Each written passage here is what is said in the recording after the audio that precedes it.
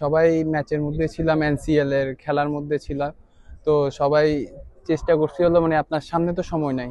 এখন আমরা যদি একটা লম্বা টাইম প্র্যাকটিস করার জন্য একদিনের টাইম আছে, ওই হিসাবে প্র্যাকটিসটা করা। প্রতিযোগিতা তো বেশি, আপনার ওইটা আমাদের টিমের জন্যই ভালো। সবাই সবার জায়গা থেকে 100% দিতে হবে, কারণ একজনের জায়গায় আরেকজন আসতে পারে।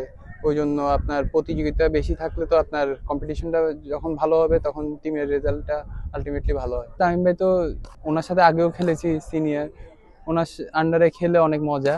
আপনার এই ন্যাশনাল টিমেও যখন ছিল উনি, তখনও ছিল আপনার, উনি টিমে থাকলে সবসময় একটা আলাদা সাপোর্ট পাওয়া যায়। অনেকে মনে করলে তো আমি মনে করি না। আমি মনে করি আমি সব ফরম্যাটের জন্য আল্লাহর রহমতে রেডি। আমি যখনই যে খেলাটা আছে ওইটা এনজয় করতে। তামিম ভাই তো আল্লাহর রহমতে অনেক ভালো ব্যাটিং করতেছে। আপনার এনসিএলও দেখেন 4টা ম্যাচ খেললো, ওখানেও 2টা বড় স্কোর করলো, একটা নট আউট ছিল। উনি আল্লাহর রহমতে খুব ভালো শেপে আছে। এখানে যারাই আছে সবাই ভালো প্লেয়ার। আপনার ও নতুন খেলতেছে বিপিএল, ও যদি সুযোগ পায় ইনশাল্লাহ আমি মনে করি ওর সুযোগটা কাজে লাগাবে।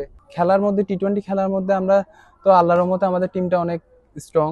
আপনার আমরা যদি ইনশাল্লাহ মাঠে ভালো খেলতে পারি, ইনশাল্লাহ যে কোনো টিমকে বিট করতে পারবো।